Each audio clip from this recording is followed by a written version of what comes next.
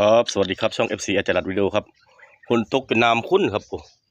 น้ำมากขึ้นหน่อยนึงครับเพิ่มหน่อยนึงนี่นั่นแหละครับเสียงฟ้าเสียงฝนอยู่ครับนี่ตกไปหลายชุดนึงครับเมื่อคืนนี่แห้งครับ4 ทุ่มโอ้ทางฟ้าเริ่มทางฝนครับนี่เริ่มมาไหมแล้วครับยิบยับในฝนนี่เริ่มตกแล้วครับนี่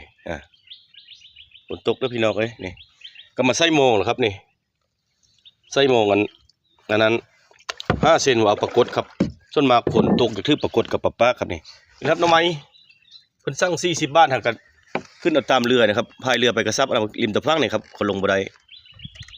ก็สิใส่โค้งหน้านะครับนี่ที่ครับนี่แหละครับที่ใส่โค้งนี่แหละครับนี่ป่าครับมันจะทึกโค้งนี่ครับดีนี่ว่าปรากฏโค้งหักซอกนี่ครับนี่ไปใส่นี่นะครับหักไปหันครับมอง5 เซนเหรอครับนี่ประมาณ4 ตอนครับวันนี้ฝนก็ตกมาแล้วครับนี่ไล่มาแล้วเนี่ยพวกแป๊กปักมาเลยนี่ตอนนี้กันแล้วเป็นที่เรียบร้อยแล้วครับในตอนนี้นะครับคือว่าไส้แต่3 ตัดนะครับตัดไปข้ามฟางแล้วก็ตัดข้ามมาข้ามนี้แล้วก็ออกมาข้างนี้ก็มดอยู่นี่แหละครับนี่ตอนนี้ก็สิขึ้นไปตอนนี้แล้วครับวันนี้ละขึ้นไปพี่ละฝนไล่ครับนี่ข้ามมาแห่งตกครับนี่ยักษ์สีมืออีกน้อยนะครับนี่แหละฟ้าฝนก็เป็นใจเริ่มเสียนหนักเข้าเพราะมันตกแห้งเมื่อคืนนี้อีก3-4 มื้อนะครับฝนมานี่ภาคตะวันออกเฉียงเหนือนี่ครับนี่ติดมดครับก็เข้าฤดูฝนเลยนะครับตอนนี้ก็มาใส่โค้งเทิงครับโค้งเทิงเงินต้นยูคาครับยูคาคนละเปลวนะครับทุกผู้อันโค้งไตครับนะอันนี้ก็ใส่โค้งนี้ครับนี่โค้งนี้เอาป้านี่ครับป้ามันอยู่ป้านี้ป้าไผ่ตัวนี้นะครับนี่ก็ใส่ไปนี่หักไปหันข้ามหันเลยออมข้างป้าไผ่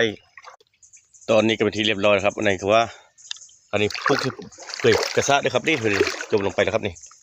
ตอนนี้ก็พูดแหละโค้งไตไปแหละมันนี่ก็สิใส่ขึ้นไปข้างบนไปแล้วครับนี่แหละใส่น้ำตื้นตอนที่นี่ครับมอง3 เซนครับวันนี้แหละอยู่นี่แหละ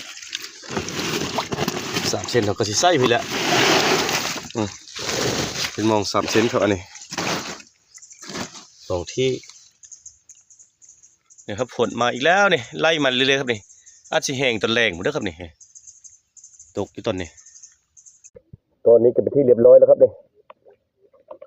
พูดแล้วครับมาแต่ไตอยู่วันนี้ก็นี่แหละข้างสะพานนี่แหละตอนอันนี้ครับ3 เซนก็จะมีอีกตอนนึงครับนี่ก็นี่แหละครับต้นไม้ที่เขาสร้างไว้40 บ้านกันหลายๆครับนี่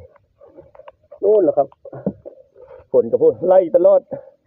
เป็นเกือบ10 วันแล้วครับนี่ตกขึ้นไปนี่แล้วครับน้ำข้นปามจะขึ้นข้างบนครับมื้อยังติดตามมันตอนมายามนะครับสวัสดีครับ